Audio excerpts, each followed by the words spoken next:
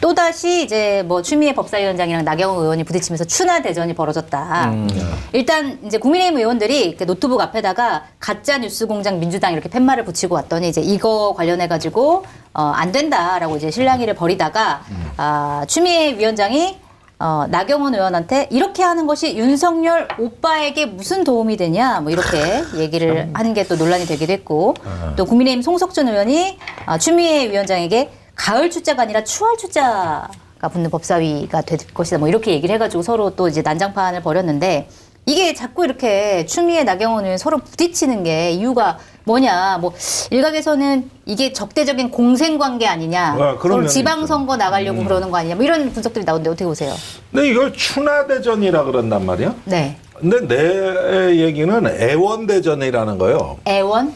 추미애의 애, 네. 나경원의 원. 그러니까 애원대전이다. 네. 뭘 애원한다는 얘기냐? 강성 지지층에 국회의장, 부의장 이 부분에 대한 어떤 그 신호를 발신하는 국회의장, 부의장이군요. 일종의 그래서 나는 이건 추나대전보다 애원대전에 가깝다. 네.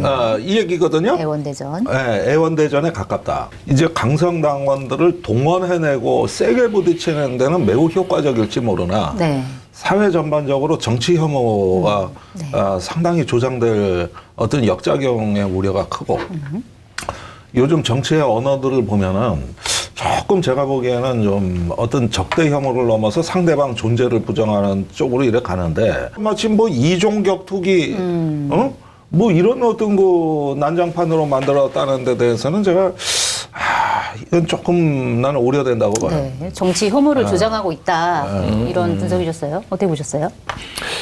정치는 원래 뭐 말로 싸우는 거죠, 사실. 네. 예, 이게 예전에는 총칼로 싸우다가 이제는 말로 싸우자라는 건데 가장 큰 문제는요. 정보값이 없어요. 그러니까 이게 왜 싸우는 거죠? 아니 뭐 이게 윤석열 때문에? 윤석열 오빠든 뭐든 네. 그러니까 뭐 옛날에는 예를 들면은 무슨 회의를 열기 위해서 무슨 법안을 통과시키기 위해서 네. 그래서 뭐뭐 땡땡땡을 위해서 이제 뭐 불법이지만은 예를 들면은 예전에 나경원 의원 원내대표가 패스트 트랙을 막기 위해서 네. 선거법 통과를 막기 위해서 뭐 이렇게 한 거잖아요. 뭐를 위해서라는 게 있어요. 이거 왜 이러고 있는 거죠 도대체? 뭘 위해선지가 없다. 그러니까 나경원한테 왜 윤석열 오빠 얘기를 하는지 뭐 그거에 이제 품격 논하기 전에 떠나서 네. 아무런 정보값이 없는 거를 논하는 거는 이거는 국론 낭비다. 네. 여론도 사실은 중요한 국가 자산이거든요. 네. 그러니까 이런 파행을 계속 이게 한두 번이 아니잖아요. 회의할 때마다 이러잖아요. 네. 그러니까 이게 뭐 정치 혐오도 조장하고 그러는데 이거는 저는 이제 유권자들이 응징을 해야 되는 수준에 왔다고 봐요. 그러니까 응징을? 어떻게 응징을 해야 돼요? 그러니까 뭐 여러모로 응징을 해야죠. 그러니까 본인들이 원하는 기대값이 있으니까 정보값이 그러니까 그 기대치가 있으니까 지금 이런 걸 하는 거잖아요. 네.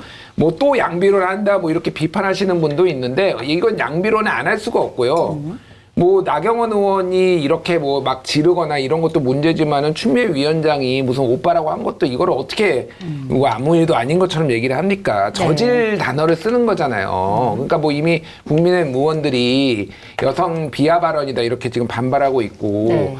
그러니까 이거는 좀 이런 식으로 안 했으면 좋겠어요, 정말. 네, 정말로 안 했으면 좋겠고 이게 뭐 이름이 계속 나고는 있지만 이거를 국민들이 좀 응징해 줬으면 좋겠다, 이런 거는. 네. 네. 사실 국민들이 응징할 수 있는 방법은 책임을 묻는 거, 선거에서 사실은 그 사람을 선택하지 않는 거. 이럴 뭐 때 이런 문자 거겠죠. 폭탄을 보내는 게 낫지 않나요? 문자 폭탄. 좀 작작 좀 해라. 이렇게 문자 싸우려면 폭탄을 정책 가지고 좀 싸워라. 네. 이념이나 정책 얘기가 되는 걸로 좀 싸워라. 이렇게 좀 말씀드리고 싶네요.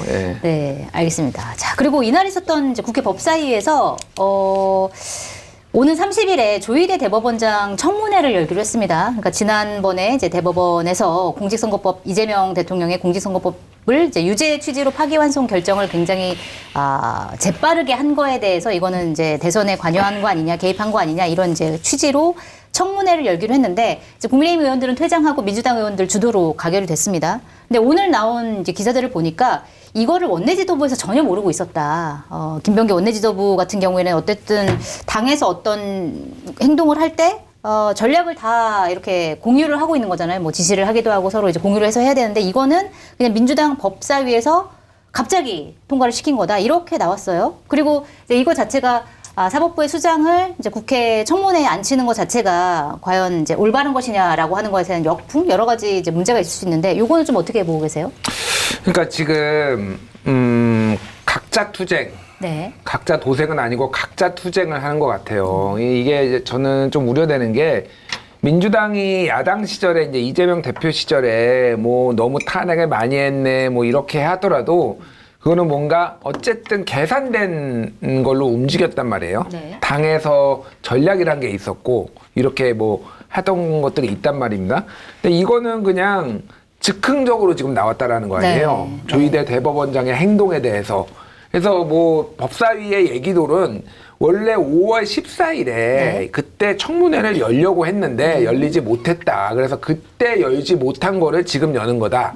그리고 이 어떤 불법인지는 모르겠으나 이렇게 정치 중립을 어긴 이런 선거 개입을 그러면 언제 그러면은 우리가 책임을 따져 물을 수 있느냐. 네. 언제 해야지 그러면은 논란이 안 생기냐. 뭐 이런 건데 지금 상황은 전체적으로 보면은 누가 뭐 이 얘기를 해요. 그럼 법사위에서 이제 하이라이트 필름 찍으려고 의원들 한마디씩 막 이렇게 얘기를 합니다. 네. 근데 한 명 또 이거 질러요. 청문회 해야지! 그러면 청문회 또 합시다! 이렇게 해서 날짜 딱 잡아요. 네.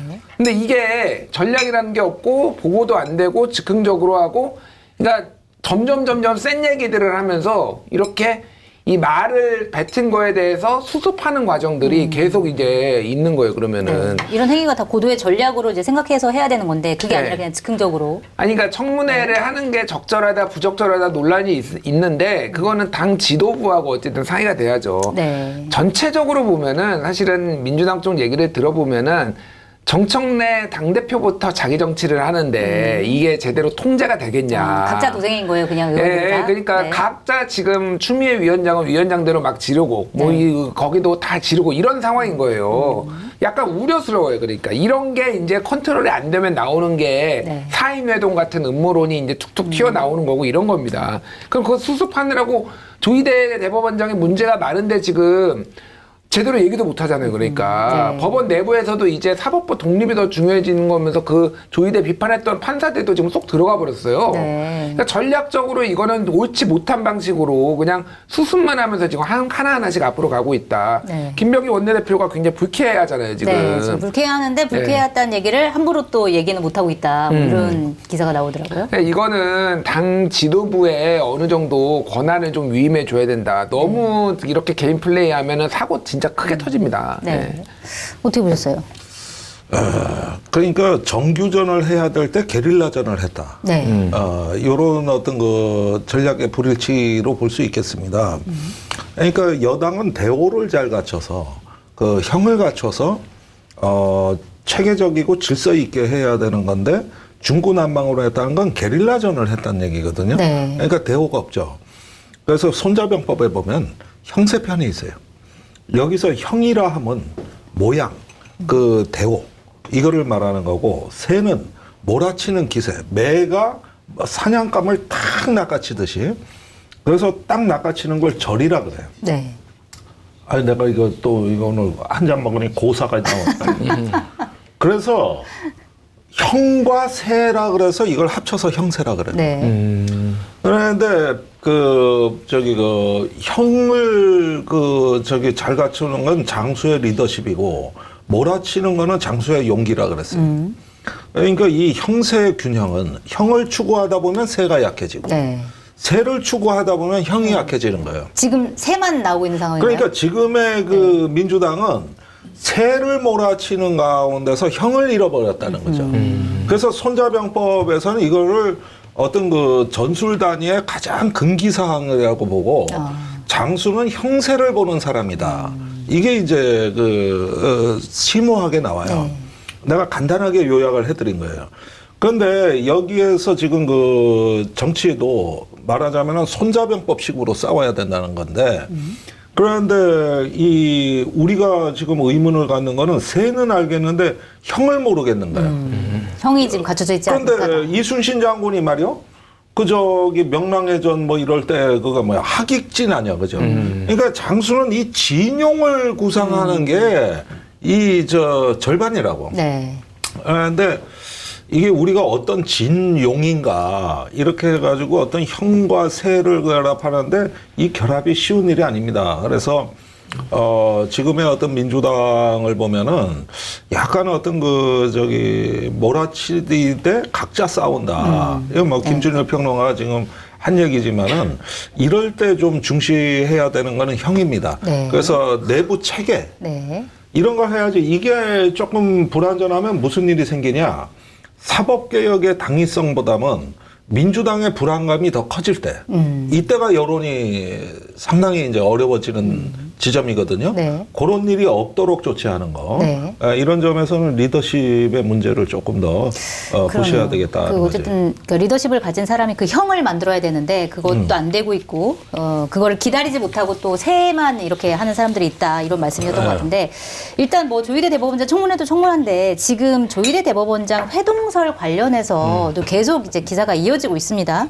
그러니까 오늘 나온 기사는 뭐냐면 이제 이거를 국회에서 처음 제기한 사람이 서영교 민주당 의원이었는데 이게 의혹이 진짜냐 아니냐 논란이 되고 나서야 정천수 열린공감TV PD에게 전화를 해서 이게 출처가 어떻게 되냐, 녹음 파일 출처가 어떻게 되냐 이걸 물어봤다고 해요. 그게 불과 일주일 전쯤에 이제 서영교 의원의 전화를 받았다고 하는 건데, 그래서 저는 되게 깜짝 놀랐어요. 그렇다고 하면 이 출처도 최소한의 확인도 하지 않고 국회에서 이거를 의혹 제기를 한 것이냐, 이거는 좀 어떻게 봐야 될까요? 그러니까 서영교 의원하고 저도 이제 전화 통화도 했는데 서영교 네. 의원이 전화가 왔어요. 제가 네. 조금 이거에 비판적으로 얘기를 하니 제가 방송도 많이 출연하니까 이제 직접 이제 설명을 하겠다라고 네. 서영교 의원이 전화가 왔었어요. 네. 그러니까 서영교 의원의 얘기인즉슨 5월 1일 날 파기환송이 되고 민주당 의원이 찾아와서 최근에 얼마 전에 국민의힘 사람들하고 예를 들면은 뭐 박근혜 때 민정 라인이니 뭐 윤석열 때 뭐 민정 쪽이니 이런 사람들하고 같이 밥 먹는데 이 비슷한 얘기를 들었다. 네. 그러니까 그 조희대가 윤석열한테 1년 전쯤에 충성 맹세를 했고 네. 그래서 내가 올라오면 책임지겠다라는 얘기를 했는데 그 시나리오가 가동되는 것 같다. 이런 취지의 얘기를 하니 5월 2일 날 바로 다음날 이거 법사에서 질의를 했거든요. 네. 그런데 열린공감TV가 5월 10일 날 방송을 했고 이 얘기 내용을 이제 AI 음성으로 뭐 아니라고 하는데 어쨌든 뭐 이런 게 나오고 네. 5월 14일 날 그럼 두 개가 일치하네? 라고 하니 별로 의심 안 한 것 같아요. 의심하지 않고 그걸 갖다 그거를 쓴 거다? 갖다 준 거는 최혁진 의원이 네. 의원님이 얘기한 거랑 똑같은 내용이 여기 비슷한 게 열린공감TV에 여기 나왔어요. 여기 지금 제보자 음성도 있어요. 사윤회동 이거 그러니까 써야 되겠네라고 해서 원래 본인이 받았던 민주당 의원 쪽의 제보하고 매우 흡사한 구조니 네, 조금 맞겠지하고. 맞겠지하고 한 것 같아요. 네. 근데 아무리 이거를 이렇게 제가 이제 최대한 설명을 하더라도 진짜 죄송한 말인데 한번 청담동 술자리도 그렇게 뒤어놓고 아직도 이렇게 유튜브 쪽에서 특히 네. 레거시 미디어 소위 말하는 한겨레나 뭐 이런 데서 한 것도 아니고 네. 거기서 한 거를 그렇게 덥석 문다? 어떻게 이런 사태 이거 봤잖아요. 그러니까 네. 궁지에 몰리고 한동훈 기만 세워준 거. 그러니까 이거를 어떻게 이렇게 할 수가 있느냐. 부승찬 의원도 아까 신중하다고 전 방송에 했는데 어떻게 부승찬 의원은 또 이렇게 할 수가 있느냐. 네. 이게 지금 각자 도생, 각자 약진의 지금 딱 그 모양새예요. 그러니까 네. 하나 잡으면 한 명 던지고 또 받고 이러다가 이제 사고가 나는 거거든요. 네. 무책임하다라는 비판을 안 받을 수가 없고 전체적으로 궁지에 몰렸어요. 민주당 자체가 이걸 네. 사법부를 이제 압박을 하다가. 지금 보니까 지도부는 그거는 이제 의혹을 제기한 의원들이 각자 알아서 해결할 일이다 뭐 이렇게 하고 있는 것 같고, 지금 보니까 경찰에서는 이제 이거를 다시 경찰에서 수사를 착수했다고 하더라고요. 그러니까 이제 서영교 부승찬 의원에 대해서 이분들이 허위 사실을 적시했다. 그래서 명예훼손 혐의로 이제 고발이 됐고 이 고발 사건을 이제 수사를 시작을 했다라는 거거든요. 이거는 뭐 어떻게까지 펴져질 거라고 보세요? 아니 그런데 그 김평론가 말이 다 맞지만은 그렇다고 해서 이게 수사 단계로 가면 어떻게 되느냐 하면은 네. 국회의원 면책 특권이 있는 겁니다. 이게 분명히 그건 법에 존재하는 거거든요. 네. 그러니까 이게 왜 생겼냐 하면은 옛날에 이제 독재 정권 때 언론이 발전하지 못하고 입틀막당하던 세상에서 무언가 표현의 자유가 너무나 갈망이 되니까 국회의원들이 좀 권력을 견제하기 위해서 만든 게 면책 특권이에요. 네. 그런데 그 제도는 엄연히 살아있는 것이고 이러이러한 이야기가 들리는데 확인은 안 됐지만 사실이냐 이렇게 물어보라고 이 제도가 어떤 그 발언에 대해 가지고 책임을 면해주는 겁니다. 그러니까 사실은. 의혹 제기를 할 수 있다, 할 수 있는 그렇죠. 취지다. 네. 그러면은 국회에서 상임위장에서 했다, 대정부 질문에서 했다. 이거는 제가 보기에는 경찰로 가가지고 뭐 수사를 하고 이 문제는 더더군다나 아닌 것이죠. 네. 저는 일단은 의혹 제기를 한 의원들에 대한 정치적 책임은 우리가 물어야 된다. 그러나 사법적 책임은 반대다. 이거는 국가의 어떤 그 입법 기능에서 보장해주는 권한이 있기 때문에 그거는 네. 안 된다. 그럼 어차피 경찰에서 수사를 해서 사실이 아닌 걸로 밝혀진다고 하더라도 사법적인 처벌은 안 받는 거겠네요. 아니 그러니까 우리가 네. 청담동 술자리 문제도 그때 김의겸 의원이 법사위에서 제기를 했던 부분들 이런 건 처벌이 안 되는 겁니다. 네. 그거는 할 수가 없어요. 그래서 우리가 굳이 이런 자격을 또 줬던 어떤 제도적 기반 위에서 입법부가 운영되고 있는 것이기 때문에 이런 표현의 자유를 인정한다 그러면 이건 사법 영역은 아니에요. 네. 그러나 정치적으로는 우리가 이야기할 수 있는 거고 사실 따질 수 있는 거죠. 의혹을 제기하고 이제 끝났으면 모르겠는데 이 의혹을 발판으로 뭐 정청래 대표부터 시작해가지고 사퇴하라라고 하는 그 흐름까지 갔기 때문에 사실은 더 정치적으로 그렇죠. 문제가 그런 된것 같습니다. 것들은 이제 정치적으로 봐야 되고 네. 사실 민주당이 덕본 게 없죠. 이걸로 상당한 역풍을 맞이했던 거는 사실이고 네. 오히려 조희대 대법원장이 상당히 유리한 어떤 그렇게 됐죠, 여론의 지금. 입장을 네. 점유했기 때문에 이것은 정치적 손실이자 패배라고 봐야지 그 사법적인 영역이 아닙니다. 그다음에 이런 것으로 인해서 제가 우려하는 것은 이 사법개혁의 당위성이 훼손될까봐 그게 제일 우려되죠. 이게 지금 우려되는 네. 거거든요. 그러니까 이런 점에서 좀 반성할 건 하고 그러나 사법개혁은 변함없이 흔들림 없이 가야 되겠다. 네. 좀 이제라도 이렇게 해서 수습해 나가는 게 어떨까 하는 생각이 듭니다. 아니 저도 뭐 동의를 하고 그래서 김의겸 의원도 그게 형사는 면책특권이 있기 때문에 민사로 지금 한동훈이 걸어가지고 7천만 원 배상하게 된 거예요. 그러니까 네. 그래서 네. 그거 항소는 했지만은 와 많이 물었네. 예, 7천만 원 나왔어요. 7천 나왔어요. 확정 판결입니까? 1심이요. 그래서 그 비슷하게 나올 것 같아요. 제가 보기에는. 왜냐하면은 이거 어떤 네. 증거를 항소해서 그때 뭐 시사저널에 어저께 기사 썼는데 어떤 증거도 김의겸 쪽에서 제시를 못했다라는 거예요. 그러면 네. 항소해도 지겠죠, 뭐 그러니까. 그러니까 뭐 이거는 뭐 조희대 쪽이 항소를 할지 안 할지, 아니 그러니까 저기 민사로 걸지 안 걸지는 모르겠어요. 네. 근데 저도 그 김종대 의원님의 말에 동의를 하는 게 이게 지금 정신이 하나도 없는 게 하나는 사법개혁한다라고 해서 대법관 증언하겠다, 뭐 대법관 평가 제도를 바꾸겠다, 추천하는 거를 어떻게 하겠다, 뭐 이런 거 하고 있다가 갑자기 내란 재판부, 내란 전담 재판부, 특별 재판부 얘기하다가 조희대 공격 뭐 이렇게 압박하다가 갑자기 이제 막 사인회도까지 막 올라왔단 말이에요. 네. 이게 막 너무 이 사람 저 사람이 이거저거 다 던지니까 뭐 하나 집중이 안 되는 거예요. 네. 지금 해야 될 게 가장 뭐냐 그러면 사법개혁을 함에 있어서 하나를 잡고 이거를 매조지 짓고 뭐 다음으로 나가야죠. 지금 조희대를 공격할 때인가 저는? 저는 그냥 사법개혁 특별위원회 만들었잖아요. 네. 그거 그래서 추석 전까지 뭐 뭔가를 성과를 내겠다면서요. 추석 며칠 남았습니까? 며칠 안 남았습니다. 그러니까 그러면은 뭐 해야 될 거 아니에요. 그러니까 이게 그러니까 너무 많이 판은 벌려놓고 뭐 하나 지금 매조지를 못 짓는다. 네. 하나 제대로 해라. 그러니까 사법개혁의 특별위원회에서 나온 내용도 저는 대부분 다 공감해요. 네. 법원이 또 자기들 이기적으로 좀 조직 이기주의도 많이 발휘된다고 생각해요. 그런 식으로 이게 여론을 좀 이게 이건 여론전이거든요. 그러면 여론의 우위를 가져가면서 이렇게 다지는 작업을 해야 되는데. 야, 조희대부터 때려잡아야지 무슨 얘기야. 이제 이 목소리가 나와서 이렇게 엉망진창이 되면 되겠냐라는 거예요. 네. 그러니까. 예. 그래서 조희대 대법원장이 뭐 승기를 잡았다고 생각한 건지 왜 이런 발언을 했는지 모르겠지만 어쨌든 어제 대법원 행사에서 세종대왕을 언급을 했습니다. 세종대왕의 사법 철학을 언급을 하면서 법을 왕권 강화의 수단으로 삼지 않았다. 세종대왕은 이렇게 발언을 해서 이걸 마치 뭐 민주당이나 여권을 향해서 하는 말 아니냐 뭐 이렇게 또 분석이 나왔어요. 이 발언의 의도 뭐라고 보세요? 그런데 말이죠. 나는 이 대법원장 말에 대해 가지고 좀 실소를 금할 수 없는 게 네. 아니 무슨 세종대왕 시대가 무슨 민주공화국입니까? 그때 왕권과 백성의 그러네요. 지금이랑 권리가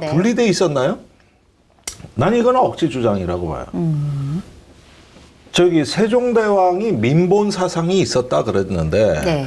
그 민본이라는 것은 어떤 왕이 나의 나라를 그 일종의 어떤 행복하게 하는 겁니다. 백성의 나라가 아니라 왕의 나라입니다. 그 시절은. 네. 근데 무슨 왕의 통치를 갖다가 아니라 백성의 뭘 민본을 위해서 그랬다? 이 얘기를 그 시대 사람들이 알아들을까? 용비어천가가 어느 임금 시대에 나왔지? 세종대왕 때 나온 거 아닙니까? 네. 세종대왕 때 나온 거예요. 그 다음에 훈민정음의 원래 제목이 뭐죠?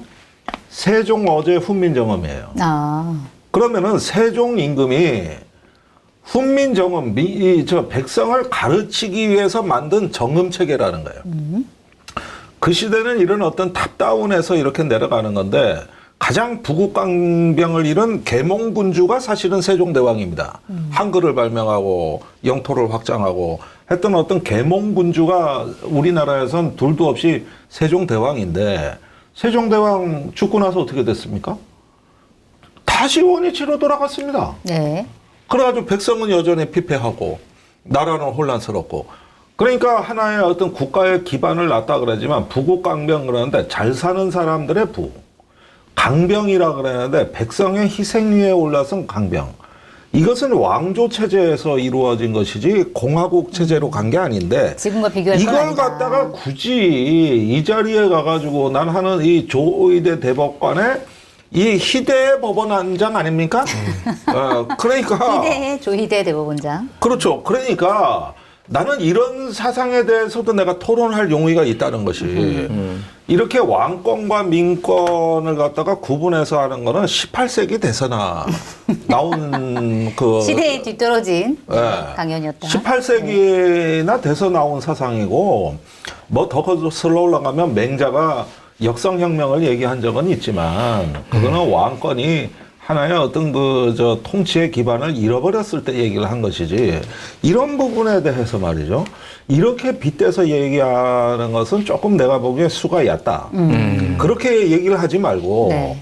어쨌든지 간에 통치라는 말을 쓴 이상 그것은 집권자 책임입니다. 그래서 이런 부분에 대해 가지고 자꾸 뭔가 이렇게 어떤 선문답하듯이 자기 방어하는 태도도 궁색하다. 이 점은 지적해드리고 싶어요. 네. 어쨌든 여권을 겨냥한 말이긴 한데 좀 잘못 짚었다 이런 말씀이신 거고. 아니 희대 쌉소리다 약간 그 생각이 들더라고요. 희대 뭐요? 쌉소리. 쌉소리? 예. 그런 거 있어요. 쌉소리라는 표현이 알겠습니다. 있어요. 네. 제가 더 심한 말은 못 쓰겠어서. 이게 그러니까 잘 말씀해 주셨는데 오늘 한겨레가 기사를 기가 막히게 썼더라고요. 저도 오늘. 봤습니다. 예. 네. 제목이 판결 급하게 하지 말라. 조이대는 왜 세종의 이마를 빼먹었을까? 이거거든요. 네. 이게 뭐냐면은 작년에 9월에 법원행정처가 서울대 산학협력단에 의뢰해서 발간한 세종대왕의 재판관으로서의 면모 및 사법제도 운영 사례에 대한 연구 보고서에 있는 거를 네. 조이대가 이제 얘기를 한 건데 네. 결정적으로 이 방금 얘기했던 세종대왕은 법을 왕권 강화를 위한 통치 수단으로 쓰지 않았다는 내용은 여기 없어요. 네, 거긴 없고. 지가 갖다 쓴 거야, 지 맘대로. 네. 근데 말씀하셨다시피 그냥 그때는 법이 곧 법이고 법이 왕이에요. 네. 무슨 왕권 강화를 하고 말고 어딨어, 법으로. 그냥 말도 안 되는 얘기를 갑자기 말도 안 되는 얘기를 갖다 쓴 거고. 그리고 여기에 있는 그 방금 발간된 보고서에 네. 7가지 실천 자세가 있는데 자기 의견에 구애되지 말기, 선입된 말에 묶이지 말기, 부안해동 말기, 구습에 얽매이지 말기, 죄수의 쉬운 자복을 기뻐하지 말기, 판결서를 빨리 만들려 하지 말기, 핵심이네. 여러 방면으로 따져보고 반복해서 구해낼 방도 찾기. 네. 좋은 말 맞네. 이건 이거 왜 진짜 빼먹었을까? 성군이야 진짜. 난 농담이 아니라 진짜 세종은 진짜 성군이구나. 네. 틀린 얘기가 하나도 없잖아요. 다 이게 조이대한테 지금 니들 법관들한테 지금 해당되는 얘기예요. 그러니까 판결서 빨리 만들려 하지 말라 이런 얘기를 왜 안 하고 갑자기 그 보고서에도 없는 쌉소리를 지금 갑자기 꺼내가지고 그러니까 윤석열이 되려고 하나? 그 생각이 농담이 아니라 진짜로 나 좀 네. 때려봐 도 한번 붙어보자. 그러니까 윤석열이 대선 이렇게 이러다가 대권에 나왔듯이 한번 붙어보자 이건가? 이거 굉장히 저는 이거 기분 나쁘더라고요. 이거. 굉장히 정치적으로 또 해석을 하셨군요. 예, 네. 그런데 이 부분에 대해서는 제가 소개해 줄 그 중국 고사가 있는데 네. 송나라 때 악비라는 장군이 있었어요. 우리나라의 이순신급이야. 그 정도로 지금도 동서고금을 통틀어 중국에서 가장 존경받는 그 장수가 모함을 받아 죽어요. 네. 그 간신들이 무공을 찾아간 거야. 그래가지고 공을 가로채고 모함을 했는데 아무리 봐도 이게 안 맞거든, 논리적으로. 악비가 잘 싸웠는데 그 후금 오랑캐들하고. 근데 왜 이러냐 그러니까 그때 유명한 말을 합니다. 막수유. 그러니까 아마도 죄가 있을 것입니다. 그러니까 이 공소장이 안 맞으니까. 네. 그래가지고 아마도 죄가 있을 것입니다. 그러니까 조희대 파기 환송은 이재명 대표에 대해 가지고 아마도 죄가 있을 것이란 판결이에요. 네. 이걸 막수유라 그래가지고 어떤 일주일간의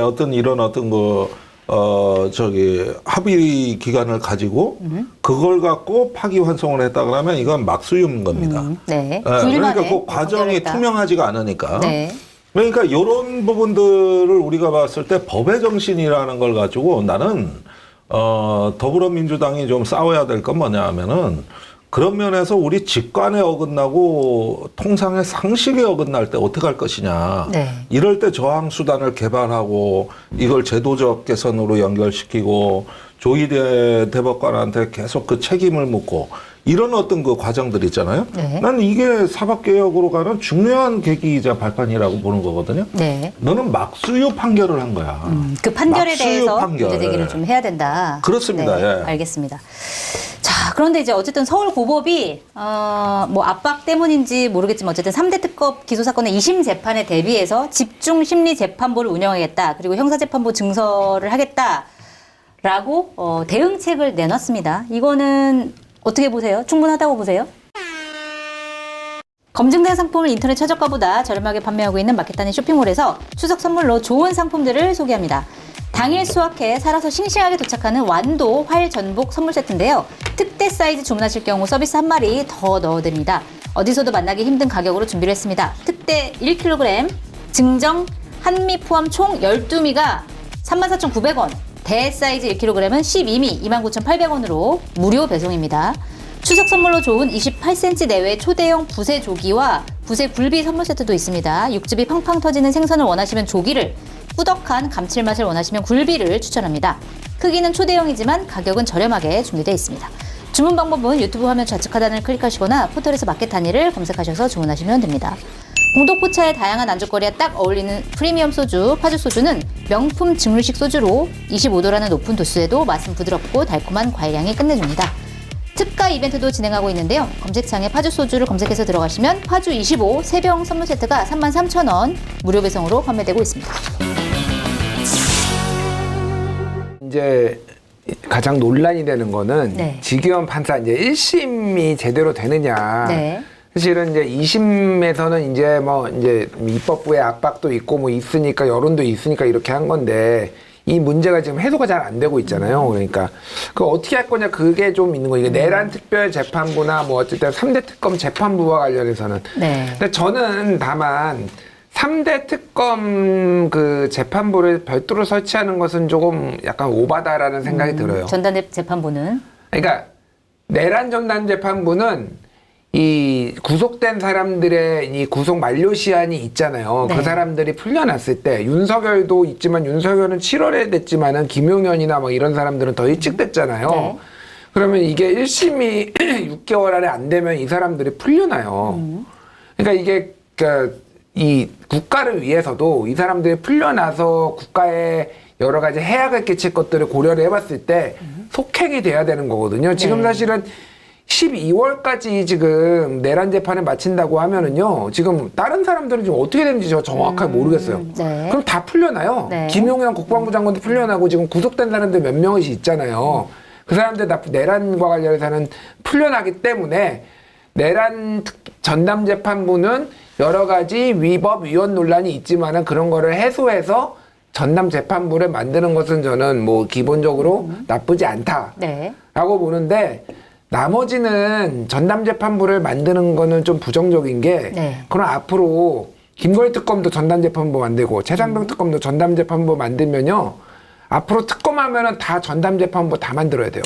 특검할 때마다. 네. 그러니까 이거는 내란하고는 좀 다른 거잖아요. 내란은 그러니까 좀 굉장히 특별한 이제 부분인 거고 네. 김건희 특검이나 최상병 특검은 좀 다르기 때문에 그거는 그냥 일반적인 형사 사건이잖아요. 네. 그거를 반드시 633을 지키거나 이렇게 해서 하면은 이거는 안 좋은 전례가 남는다. 네. 그럼 이제 국민의힘이 특검 만들고 나중에 이제 뭐 모르겠으면 다수당이 될 수도 있을 때 이거는 전담재판부 만들게 우리도 니들이 민주당 니들이 그랬으니까 했을 때 어떻게 할 것이냐. 그러니까 예외를 두면 안 된다. 네. 그래서 저는 모든 특검에 전담재판부를 두는 건 반대. 네. 어쨌든 뭐 형사 고법에서는 이제 압박을 받아서 이렇게 한 것 같고 지규현 판사를 포함해서 이들을 어떻게 할 것인가에 대해서도 뭔가 좀 답이 나와야 되지 않나 저는 그렇게 생각을 합니다. 네. 예. 어쨌든 1심 내란 재판 1심이 중요하다 이런 말씀이셨고.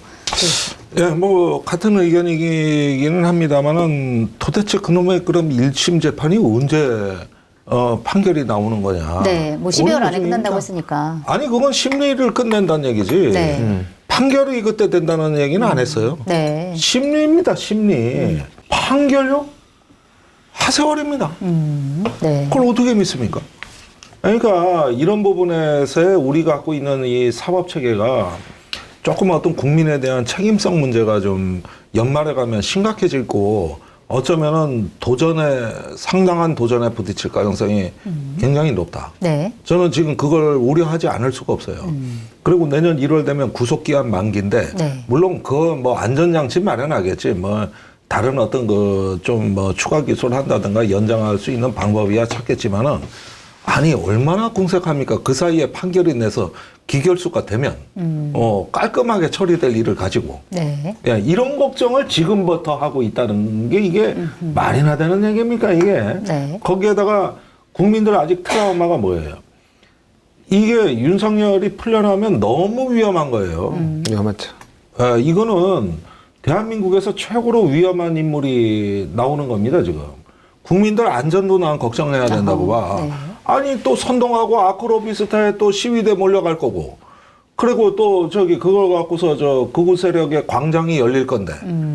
아니, 혼란을 어떻게 감당합니까, 우리가? 그러면 그러니까 1심에서부터 내란 전담 재판부를 만들어서 좀 신속하게 해야 된다 이렇게 보시는 거예요? 그렇죠. 그래서 네. 뭐 법원의 조치도 일견 도움이 안 되는 건 아니지만은 이제 이런 이야기들이 1심 전에 깔끔하게 마무리되기는 참 힘들어졌다. 네. 그러면서 최근에 법원이 뭐 일부 뭐 형사 재판, 일반 재판은 안 맡기는 내란에 전념할 수 있도록 조금 여건을 갖다가 만들어주겠다. 이런 정도의 얘기를 하고 있는 거거든요. 자, 그런데 이게 지금 내란 재판입니다, 여러분. 네. 내란 재판이에요. 그게 중요하죠. 내란이라는. 이게 일이 어떻게 벌어졌다는. 일반 형사범하고 같습니까? 네. 이건 완전히 차원이 다른 거지. 무기징역 아님 사형인데. 그리고 모여서 얘기만 해도 예비 음모죄로 잡혀가는 게 내란죄입니다. 그런데 지금까지 이렇게 보면은 그런 면에서 뭐 대낮에 백주에 선동해도 내란 선동죄로 누구 입건했다는 얘기를 내가 들어본 적이 없고, 그 다음에 내란 추수죄라고 있어요. 단순 가담한 세력들도 많거든요. 중요 가담자 말고. 네. 그런데 그걸로 한 명도 기소된 적이 없고. 그러는 상태에서 주범이 우두머리가 풀려난다고 생각을 해보세요. 어쨌든 풀려나지 아유, 않도록 그건 해야 된다. 끔찍한 거예요. 좀 빨리 해야 끔찍한 된다. 네. 이런 이게 말씀이셨습니다. 그 보우소나루 브라질에 지금 룰라가 대통령이잖아요. 보우소나루하고 붙었는데 룰라가 이겼잖아요. 그래서 보우소나루가 대선에 불복해가지고 쿠데타를 모의해요. 네. 쿠데타를 실패했어요. 근데 그러니까 우리나라랑 되게 비슷해요. 다만 대선에서 진 사람이 이제 전직 했다는 대통령이 게. 쿠데타를 해서 갇혀가지고 거기에서도 내란 혐의로 최근에 27년형 받았어요. 보우소나루가. 네. 그런데 최근에 보우소나루가 며칠 전에 피부암 진단을 받았어요. 그래가지고 지금 사면 얘기가 나오고 있어요. 네. 그래서 지금 브라질이 다 뒤집어졌습니다. 나오면 큰일 난다. 뭐 이런. 나오면은 다시 이제 내란 선동해가지고 다시 해서 지금 뭐 사면 반대 시위, 찬성 시위 해가지고 지금 그 와중에 브라질의 그 보우소나루 아들은 네. 미국에 가가지고 브라질에 관세 좀 때려줘. 그래서 트럼프가 50% 때렸어요, 관세. 아, 정부가 흔들리도록. 예, 정부가 흔들리도록 네. 실제 그래서 트럼프가 브라질에 관세 50% 때려서 50% 때린 나라가 인도랑 몇 개 없어요. 네. 뭐 저기 캐나다는 35% 그런데 브라질에 여러 가지 정치적 이유도 뭐 있습니다. 관세 말고도 막 이렇게 있는데 어쨌든 이런 상황이에요. 그러니까 제가 말하는 거는 내란을 일으킨 사람이 나오려고 기미만 보여도 지금 전국이 나라가 쪼개지는데 네. 만약에 윤석열이 지금 내년 1월에 석방된다고 되면은 이게 무슨 일이 벌어질까 이게. 그러네요. 예, 그 정도로 좀 심각한 상황이 올 수도 있다. 어쨌든 1심부터 좀 재빨리 하는 게 필요하다. 두 분 다 그런 말씀 주셨습니다.